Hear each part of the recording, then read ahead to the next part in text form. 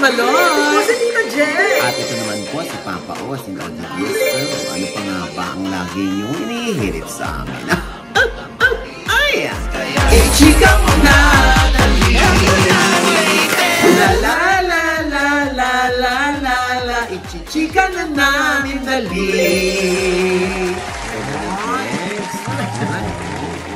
Hindi ka naman kasama sa Ultra Mega sa October 3 and 4. Galing na kami doon. Galing na ba kayo? So, eto na si Loy at si Mrena. Ngayong October 4, di ba? This Saturday. Kasi 3 and 4 yung event nila. 2 days ang bongga, di ba? 2 days ang Ultra Mega Expo 2025. Talaga sila mag-event. Di ba? Para sa kanilang mga ka-Ultra Mega, yung mga wholesalers. Oo, yung mga namimili doon ng mga paninda nila. Oo, yung mga mini grocery. Yung may mga convenience store. Yes. Doon namimili kasi sa Ultra Mega. Yes. Kaya ang pamimigay nila, 19 brand new cars. Yes! Nakakaloko. Diba? Pero invitational po yun sa Okada, ha? Yes! Opo, yun lang talaga sa mga suki nila na talagang super loyal sa kanila. Malay nyo, maging super loyal din kayo. Pag consistently, doon kayo namimili sa Ultra Mega na napakamumura. Mag-register kayo bilang ka-Ultra Mega, di ba? Next year, kasali na kayo dun sa event.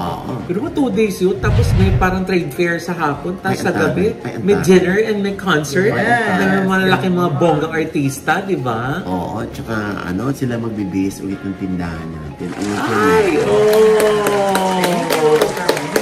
yeah. Ayan, syempre, Ultra Mega ang mga chika ngayon. Ay, oo, dahil... Gaya ng? Ay, syempre, Diyos ko, yung Horchata.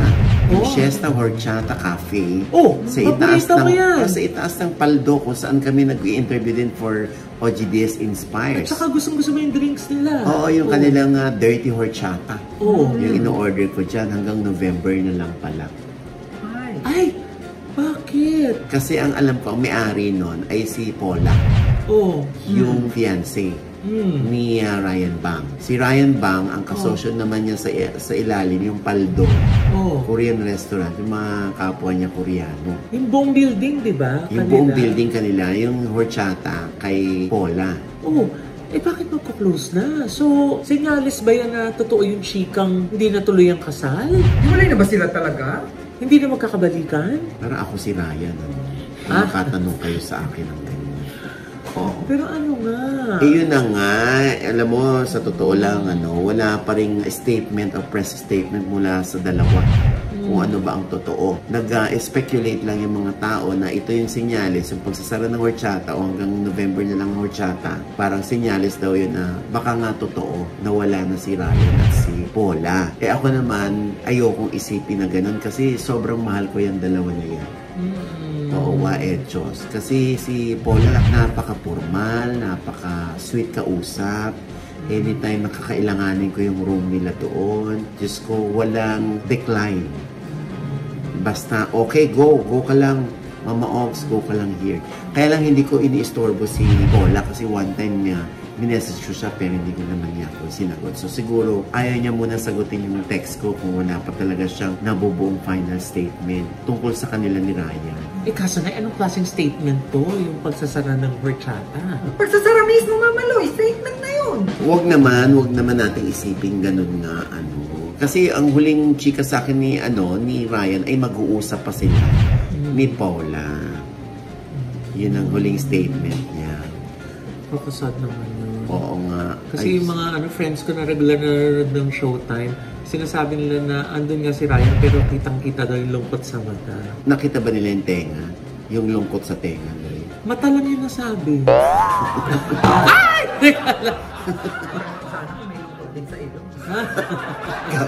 Alam mo, hindi mo talaga hindi makapagsisinungaling ang mata. Sa totoo lang, kapag tinitingnan mo si Ryan sa mata, yung lungkot andun pa din. Sana hindi totoo yung mga nagawin natin na wala na sila. O sana cool off lamang at magkakabalikan din. May third party kaya din? Ako, second party nga, hindi ko nabalitaan. Third party. Hindi, wala naman daw third party. Sabi ng isang source ko. Grabe, mahiwaga pa rin talaga kung ano yung dahilan ng kanilang pag-iwag. Hintayin natin yan kung may mga Dahil wala rin gusto magsalita sa It's Showtime kung anong dahilan. Yes. Oo. Anyway, basta hangarin natin kung talagang hindi na ukol, hindi na talaga bubukol. Di ba? Kaya nga lang, di ba? Ikakasal sana sila sa Korea, naudlot pa. Di ba? Ay, naku. Mali mo naman, gaya na lagi mo sinasabi. Magkaayos din sa huli. Oo, hindi ba? Di ba? Sinong ayaw? Correct. Di ba? Basta mahal ko yung dalawa niya, si Ryan at si Paula. Sana hindi totoo yung nararamdaman ng marami na wala na kayo. Kaso ito na mukhang wala na yata talaga si Shubi sa It's Showtime. Yun nga, no? Kasi nga, patuloy na naglalabasan yung pagka-cancel kay Shubi. Oo, na si Shubi, yung political belief ni Shubi parang kinokontra ng iba na, sige, jump ka. Nag-deactivate na daw ng ex-account si Shubi na. Oo nga pero may nabasa naman ako parang magdedemanda yata ang company Shubi. Nirepost niya na yung mga fans niya. May mga fans siya na gusto mag-seek ng legal action. Laban dun sa mga grabe yung ginagawang bashing sa kanya. Yung mga nagkakalat na yung mga defamatory posts, ng mga hate campaign, at saka mga pieces of disinformation. Ano ba yung mga disinformation na gusto nilang linawin? Actually, Mama Loy, kinukonek yan kay Meme Vice, yung nagsalita siya sa Showtime. Na? Yung close, pero may mga sinasabi pala kayo tungkol sa akin, gano'n. Meron isang contestant ng idol kita, pwede bumati. Yun, tapos sabi ni Meme, ayun. Ganyan. So, utuutin ako, idol ako, tapos yung pala, gagamitin lang ako. Yung sinasabi tungkol sa akin. Ayun nga yung kinokonek kay Shubi. Si Shubi nga kaya yung pinariringgan ni Vice. Palagay mo, Loy, sino?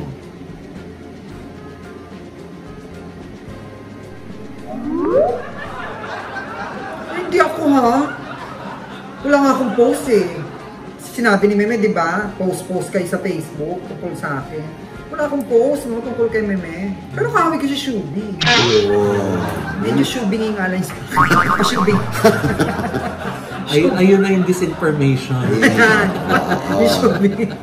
Hoy, grabe naman sa malalaman natin yan from Shubi kung siya nga yun. Kasi nga, di ba, para meron pang isang kumakalat na sinabi ni Shubi nung hindi pa siya sumasali sa PBB, yung vlog niya na totropahin o tujuwain.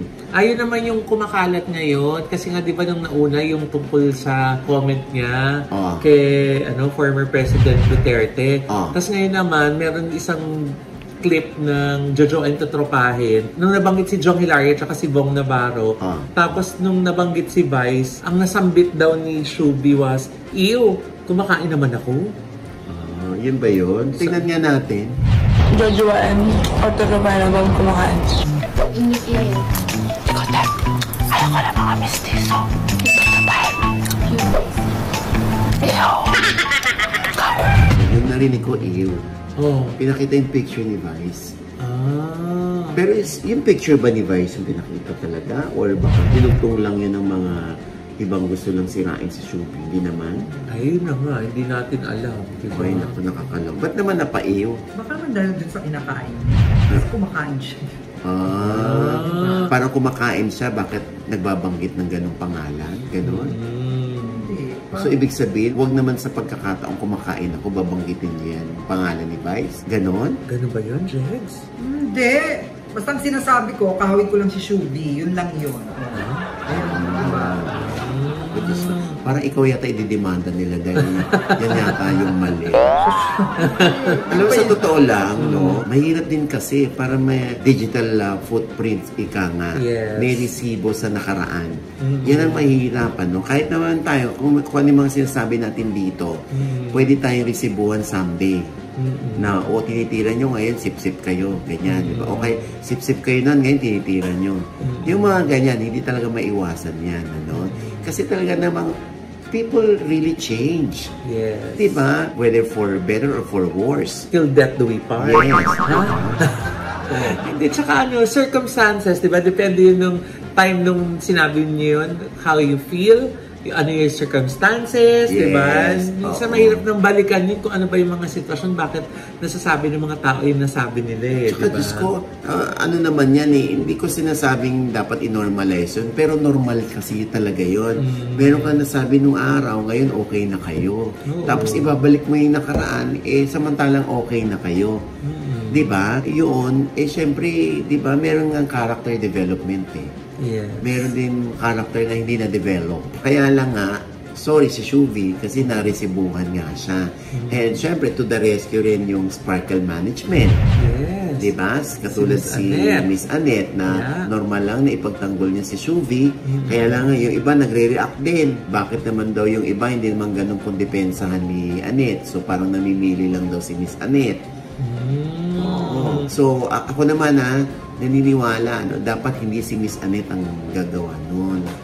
Dapat yung corporate PR. Kasi yun dapat ang may hawak ng damage control o ng crisis management. Pag si Miss Annette, syempre, bossing ka eh. Well, in her personal capacity siguro, bilang kilala niya si Shubi or kaibigan niya ng personal si Shubi. Kaya lang nga, na kukulayan. O sige nga, yung iba, pag nagkaroon ng issue, sige nga, tingnan natin kung ganun ka rin ka-protective, kung ganun mo rin sila depensahan, yun, mabubutasan si Miss Annette. So, sana next time, i-delegate niya na yung work na yun sa corporate PR. Diba? Ako lang sa akin lang naman. Actually, may point, diba? Kasi nga, baka mamaya, ang iba to naman sa'yo, may favoritism. Yes, yes. Oo. Yung mga ganun, dapat iiwasan din natin. Gaya nga na, yung iba nagko-comment, bakit daw pag tungkol kay Heart Evangelista, yung Sparkle GMA Artist Center ang nagpo-post. Pero bakit daw kay Shuvi, si Miss Annette mismo? So anong ibig sabihin ng mga na nakakapansin? Na dapat si Miss Annette ipagtanggol din si Heart dahil GMA artist din siya. Yun na nga yung sinasabi ko, pagka ganun, another resibo yan para in the future, pag merong nalalagay sa alanganin ng Sparkle artist, aasahan din yan ng mga tao.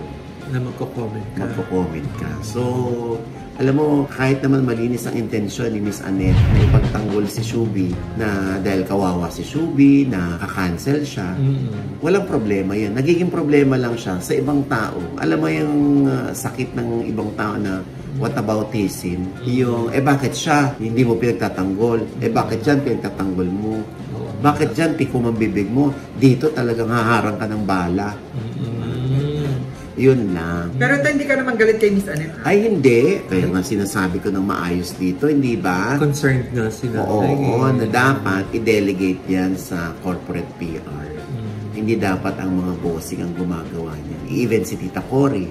Kailan mo narinig si Tita Cory? Kailan mo narinig si Carlo Katigbak? Diba? Puro corporate PR ang nagsasalita from ABS-CBN management sa pangkalahatan or ang Star Magic ang nagsasalita. Or naglalabas sila ng official statement. Naglalabas sila ng official statement. Yun. Pero tayo, mabalik tayo kay Meme ha. Oh. Namang wala silang problema ni Shubi. Oh. Kasi parehas silang guest dun sa concert ni Clarice. Oh. Nagsama ba sa isang entablado? Hindi. Magkaiba sila ng production number eh. Baka naman nagkita sa likod. Pwede rin naman. Hindi natin alam, ano? Siguro naman. Sana kung may hindi pagkakaintindihan, sana magkaayos. Yan. Yan. Yan ang last line mo lagi. Hindi ko lang kulang. At the end of the day. At the end of the day, sana magkaayos sila. Ayan. Parang tauhan din. You remind me, you forgot eh. Pasensya na, I forgot to say Reza. Ay na. Eto na nga nagsalita na nga si Shuvi Etrata sa kanyang interview with MJ Felipe ng ABS-CBN. At nilinaw niya mga issues na ibinabato sa kanya. Una na dyan yung kanyang stand sa pagsasara ng ABS-CBN. Sabi niya, I was really against the shutdown of ABS-CBN kasi I was a fan. I even tweeted that ABS-CBN is a culture and growing up, I always watched. Isa pang ibinabato kay Shubi ay ang kanyang political stand. Pero may sagot din siya dyan. Sabi niya, rather than spread hate and attack each other, we should unite against our common goals, such as searching for the truth and ending corruption. let's join forces to cancel corruption, not people who work hard for their family. Para naman doon sa jojowain o totropahin video clip kung saan nag-iw si Shuvi nung natanong siya kung jojowain niya o totropahin si Vice, ang sabi niya, totoo daw na napaiw siya, pero it was taken out of context daw na dahil yung iw daw niya na yun ay dahil sa pareho daw silang girl at like nila ay boys. Sabi niya, I really love It's Showtime. I'm really grateful to Meme for giving me that opportunity. At totoo daw na dine-activate niya ang kanyang ex account dahil nga para sa kanyang mental health. Sabi niya, I always take constructive criticism, but if it's really hateful, yan yung di ko magets. Masakit kapag sobra sila nagja-judge at di ko nasasabi yung saloobin ko. Parang pinagtutulungan ako ng lahat. Ano bang maling nagawa ko? May tinapakan ba akong tao?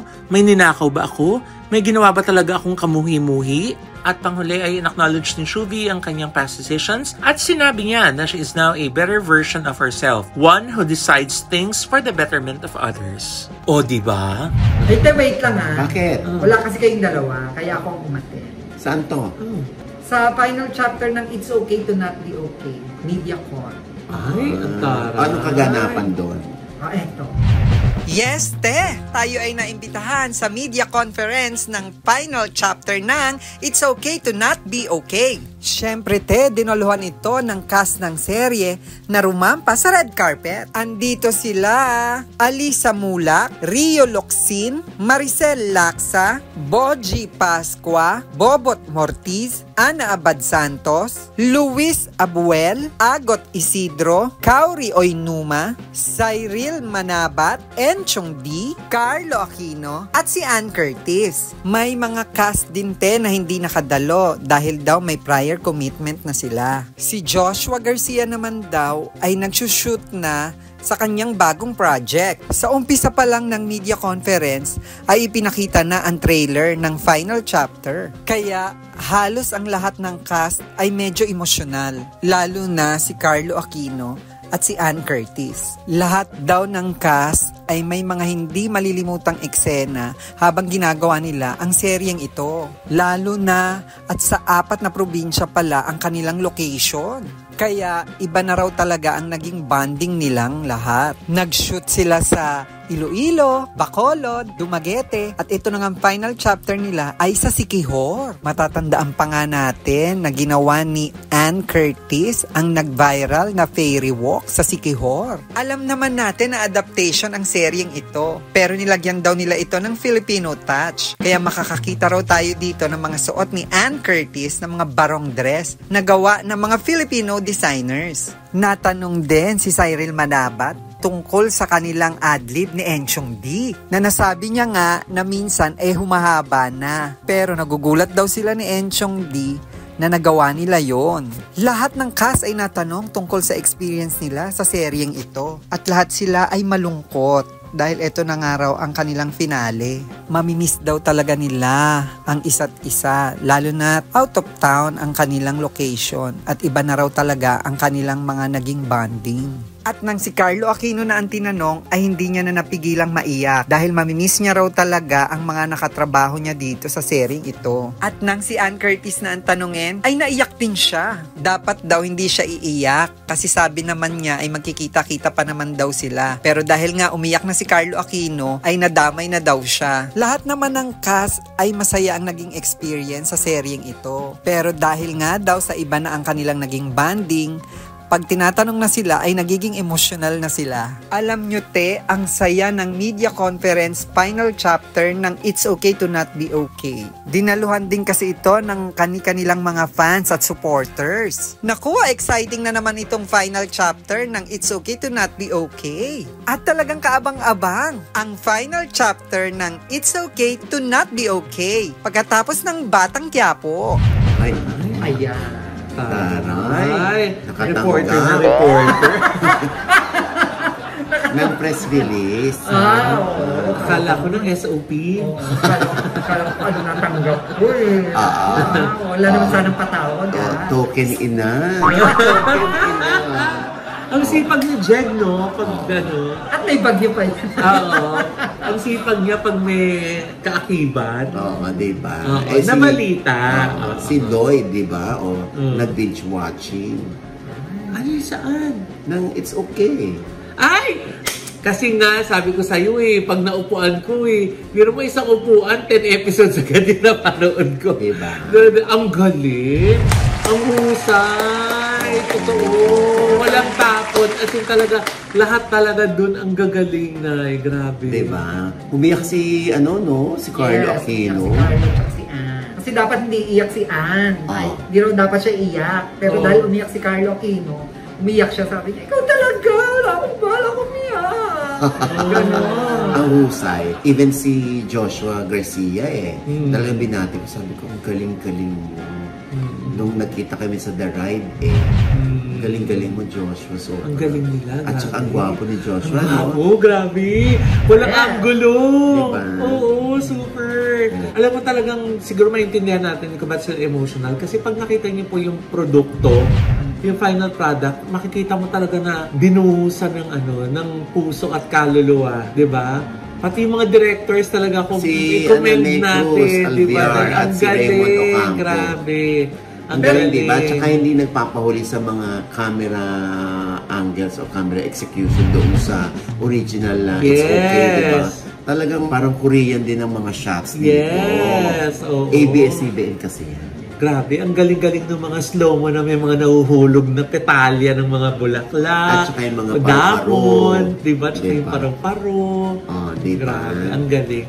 Pakahusay po. Pero hindi ko nakita si Joshua doon. Oo, wala si Joshua. Kasi shoot siya with kasi with Piolo Pascual. Inang Maria. Nakaka-proud. Yun lang yung masasabi yun. Nakaka-proud. Ang galing. Ang layo na ng kayang gawin ng ng television, ng ABS-CBN lalo. Oo, diba? Partida yung wala pang prangkisa yan. Diba? Hindi nagbabagong kalidad. How to Get Away from Murder nga, alam mo yan. Ilang season yan, diba? Isang linggo kung meron. Diba? Yung How to Get Away from My Toxic Family. Diba? Ilang beses na natin napanood. Pero pinapanood pa natin hanggang ngayon. Kasi nga, ang bongga ng mga nakanood sa New York. Diba? Dahil natontuwa sila. Ayan, nag-clamor. Naghahingi ng part 2. Ang binigay natin, second screening. Dahil ang daming hindi nakanood, diba? So, abangan niyo po yan. Ayan, diba? at syempre, nabanggit mo na rin yan, Ito, mga screening sa US at Canada. Ito na nga ang screening ng How to Get Away from My Toxic Family. Andyan kami ni Mama Loy sa October 18 sa Colorado Springs. Yes, sa AMC Chapel Hills 13. Oo, meron kaming photo op dyan with Mama Loy. 3 p.m. po yan. Okay? Magkita-kita po tayo dyan. For your tickets, tumawag lang sa 510-610-8276. Ayan po ang poster. Pagkatapos niyan, sa Las Vegas naman, October 19, Sunday. 5 p.m. Ang screening ng naturang pelikula sa Galaxy Theater Boulevard Mall. For your tickets, ayan, tumawag lang sa Apollo Medical Group sa 702-417-3856 or 702-444-7744. Magkita-kita tayo dyan, Diyan kami ni Mama Loy. At sa October 25 naman, sa Honolulu, Hawaii. Ayan, sa Ward Theater, Honolulu. At ang ating screening 1 sa Auditorium number 7 at screening 2 sa Auditorium number 6. For your tickets and sponsorship, tawagin nyo lamang. Ayan po ang mga numero ni Lehua Blossom at Maribel Tan. We'll see you there, ha? At syempre, sa November 7 naman, sa Decari Theater, sa Decari Square, ay nandyan din kami ni Mama Loy. At for your tickets, tumawag lang o mag-email sa flaireeventsproduction@gmail.com or sa flaireeventsproduction.com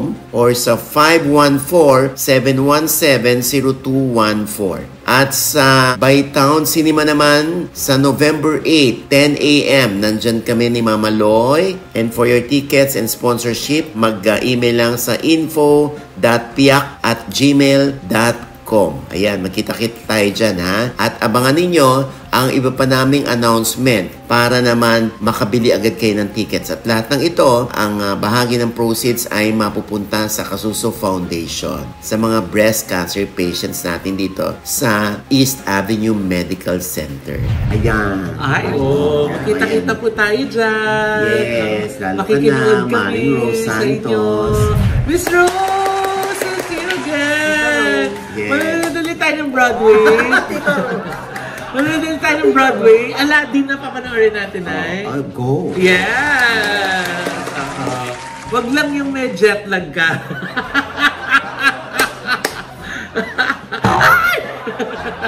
Para kang si Rock. At syempre, ito pang isang balita, Lloyd. Ay, ano pa yun, ay?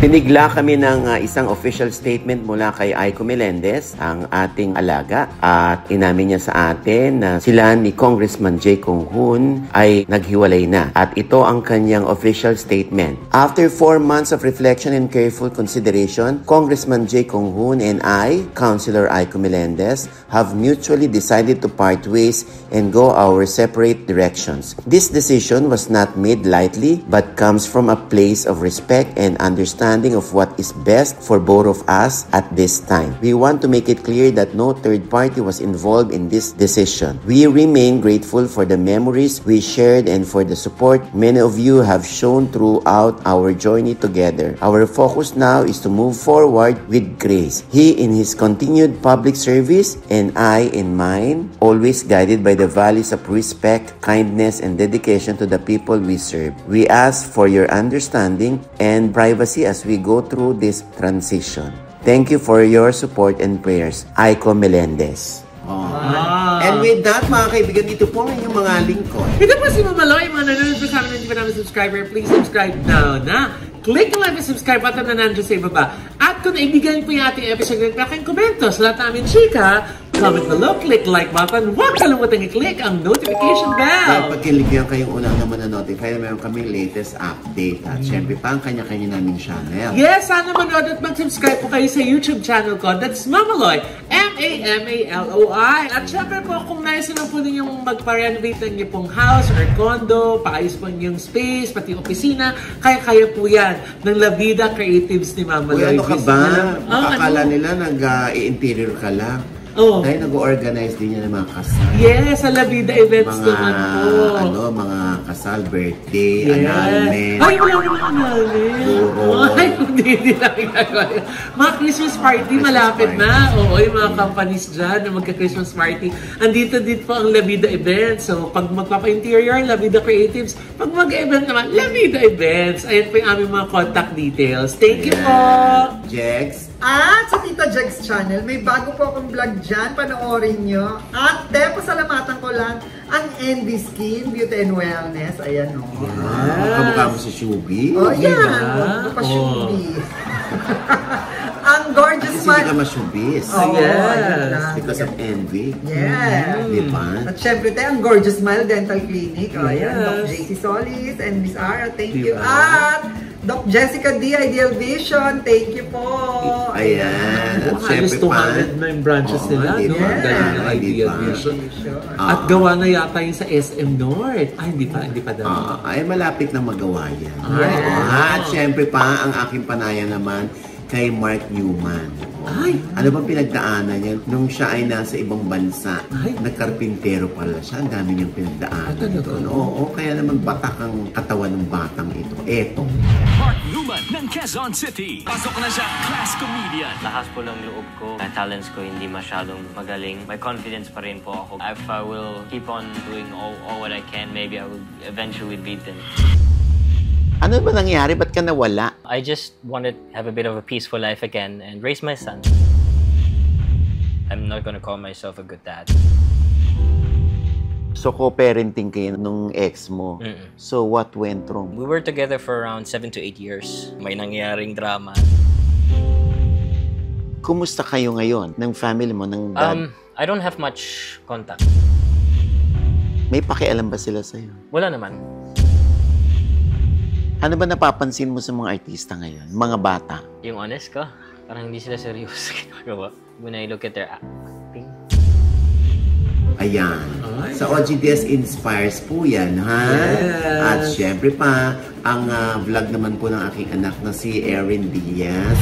Kung saan siya munang naging chaperone ko. Naging PA. Diba? Kaya ang dami niyang hagip. Na mga shots. Ayan sa Erin Diaz vlog. Okay? Yes. At syempre, ang amin pong channel ni Ina Evans, ang The Issue. Ayan, ha? Si Christoph Sumeru at si Ara Davao po, mga anak ng artista. Ang mga Nepo babies, ang aming bisita, ha? At eto na, sa mga gustong mag-artista, gustong matutong umarte, at gustong kumapalang mukha, at mawala ang hiya. Eto na inyong pagkakataon sa OG Diaz Acting Workshop. Oo, meron tayong kids na 7 to 12 years old, ha? Sa November 28, 29, and 30. Ha? Ang mentor dyan ay si Miss Candy Pangilinan na napakahusay. At sa October 12 and 13 naman, ang mentor ay walang iba kundi ang inyong lingkod na si Mama Ogs. Ha? Kaya magkikita-kita tayo dyan para mai-dialogue nyo ang hayop ka, may araw ka rin, mapupulo ka sa impyerno. Okay? Kaya pwede na kayong mag-PM sa OG Diaz Acting Workshop sa FB. Okay? At syempre, ito pa rin po yung lingkod, Papa, si OG Diaz sa lagi nagsasabi at nagpapaalala sa inyo na tuwing gigising po tayo tuwing umaga, huwag na huwag po tayong makakalimot, ha? Na magpasalamat sa Panginoon. Dahil tayo kanyang ginising, ibig sabihin, may mission pa rin po tayo sa buhay. Sabay sabing, Every gising is a blessing! At ano pa nga bang lagi nyo inihirit sa amin? Ay! Ichika mo na, dali! La la la la la la la la. Ichika mo na, dali! One more time! La la la la la la la la. Ichika mo na, dali!